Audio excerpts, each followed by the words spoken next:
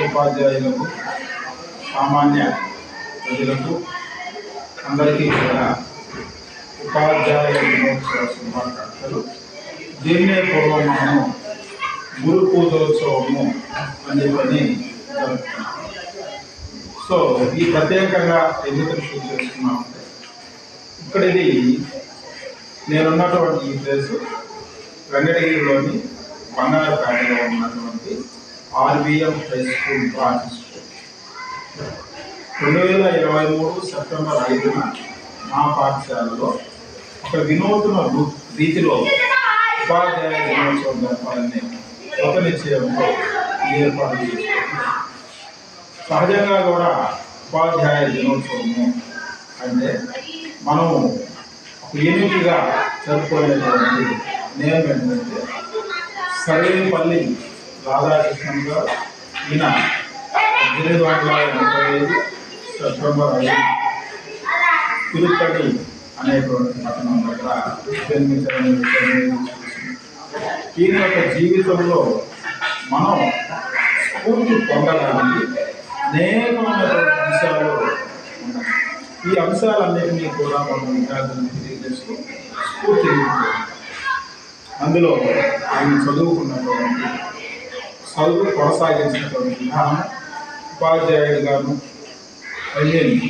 College లెక్చరర్గాను, ఒక university ప్రొఫెసర్గాను, ఒక ఫిలాసఫర్గాను, భారతదేశ తరఫున నాయకుడిగాను, ఉపరాష్ట్రపతిగాను, రాష్ట్రపతిగాను, చివరికి భారతరత్న బిరుదుతో సత్కరించబడి ఈరోజు మనం అందరికీ ఆదర్శంగా ఉన్న ఉపాధ్యాయుడిగా చెప్పుకుంటూ ఉపాధ్యాయులు. సో దీనికి అన్నిటికంటే ముందుగా కూడా మనము మరికొంతమంది ఇంకా మహనీయులని, గొప్ప వ్యక్తులని గ్రౌండ్ లెవెల్లో విద్యగా కానీ సంఘ సంస్కర్తలుగా కానీ సేవలు అందించినటువంటి వ్యక్తులను కూడా నేను ఈరోజు పరిచయం చేయడం జరిగింది. అందులో అక్కడ ఉన్నటువంటి మహనీయుడు శ్రీ జ్యోతిరావు పూలే. ఈయన ఏప్రిల్ 11, 1827లో మహారాష్ట్ర రాష్ట్రంలో జన్మించారు. ఈయన యొక్క జీవితం కూడా మనకు ఎంతో స్ఫూర్తిదాయకం. ఆ రోజున్నటువంటి సమాజంలో ఉన్నటువంటి కట్టుబాట్లకి ఆయన సైతం స్ఫూర్తి రాణించేవాడు. అలాంటి వ్యక్తి చదువుకొని నిరక్షరాస్యులైనటువంటి సావిత్రిబాయి పూలేని ఆయన 9 ఏళ్ళు, ఆయన 12 ఏళ్ల వయసులో పెళ్లి చేసుకొని ఎన్నో పాఠశాలను పెట్టారు. ఎంతోమంది విద్యార్థులకి చదువు చెప్పారు. అంతటితో ఆగిపోతారు. ఆ రోజుల్లో ఉన్నటువంటి మూఢాచారాల వల్ల స్త్రీలని చదువు ఆ స్త్రీల కోసం ప్రత్యేకమైనటువంటి పాఠశాల, బాల్య వివాహాలు చేసుకుని చిన్నప్పుడే భర్తలు చనిపోయి వాళ్ళ మీద అత్యాచారాలు కలిపినప్పుడు ఆ పుట్టేటువంటి బిడ్డల కోసం సావిత్రిబాయి పూలే, జ్యోతిరావు పూలే ఇద్దరూ కూడా శిశుహత్య ప్రతిబంధక్ సుగృహాలని వాళ్ళని సేవ చేసుకోవాలి. సో ఇక మనం ఎన్ని చెప్పుకున్నా తక్కువైనటువంటిది శ్రీమతి సావిత్రిబాయి పూలే భారతదేశంలో మొట్టమొదటి మహిళా ఉపాధ్యాయులు. అందరితో ఆగిపోలేదు. ఆమె యొక్క జీవితము మహిళలకి ఎంతో స్ఫూర్తిదాయకం. ఆమె గొప్ప సంస్కర్త, రచయిత్రి, కవయిత్రి. దానికి మించి సమాజ సేవలో తన యొక్క మరణాన్ని దేశానికి అందించినటువంటి వ్యక్తి. సో ఆమె గురించి కూడా ఈరోజు మా విద్యార్థులకి తెలియజేస్తుంది. తర్వాత ఈ దేశానికి జన్మాన్ని నిర్దేశించినటువంటి బుద్ధ భగవాన్ గౌతమ బుద్ధుడు. సో ఈయన్ని మనం ఆది గురువు కాదు. మూఢనమ్మకాలు, దురాచారాలపైన ఈయన మొట్టమొదటిసారిగా సమరశంఖం.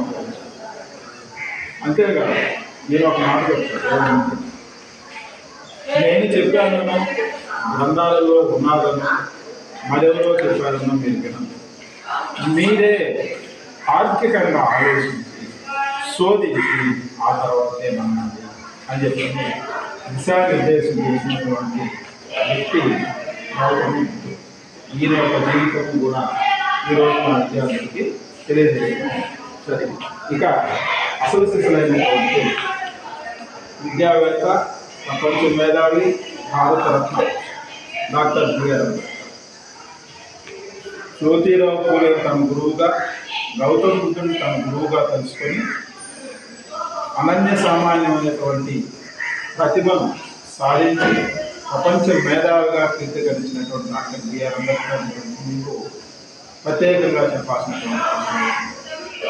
ఈయన యొక్క కృషిని కూడా ఈయన అధ్యాపకుడుగా ఉన్నప్పుడు ఏర్పాటు చేసినటువంటి melon college of arts, melon college of science గురించి, మిలన్ విశ్వవిద్యాలయం గురించి ఈయన ఏర్పాటు చేసినటువంటి పాఠశాలలు, ఆ పాఠశాలలో కావాల్సినటువంటి వస్తువులు, దానికి తగ్గట్టు భోజన వసతితో సహా ఏర్పాటు చేసి పాఠశాల నడిపినటువంటి వ్యక్తి దాని గురించి కూడా తెలియజేసుకోవాలి. ఇకపోతే తర్వాత గిడుగు వెంకటరామన్, ఈయన వ్యవహార భాష అర్థం మనకు అందరికీ తెలుసు, మన తెలుగు వాడు. ఈయన యొక్క పుట్టినరోజుని ఆగస్టు 29ని వ్యవహార భాషా దినోత్సవంగా జరుపుకుంటాము, తెలుగు భాషా దినోత్సవంగా జరుపుకుంటాము.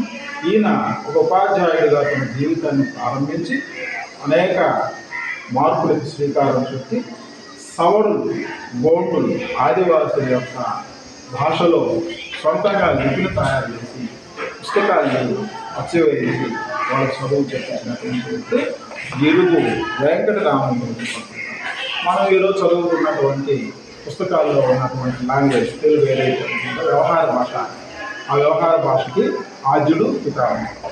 ఇక అసలు శిశులైనటువంటి వ్యక్తి నవయుగ వైతాళికుడు కందుకూరి వీరేశలింగం. ఈయన సంఘ సంస్కర్త, ఉపాధ్యాయుడు.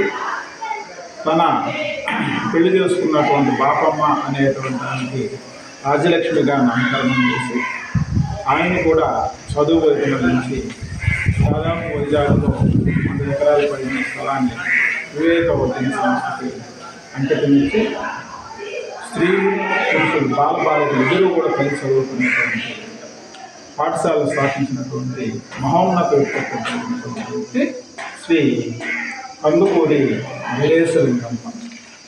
సో ఈ 2023 సంవత్సరము ఉపాధ్యాయ దినోత్సవం మా పాఠశాలలో వీళ్ళందరినీ గురించి విద్యార్థులలో అవగాహన కల్పించడం కోసం మేము విద్యార్థులకి వాడువాడనే ఉపన్యాసాలు కూడా ఏర్పాటు చేయడము.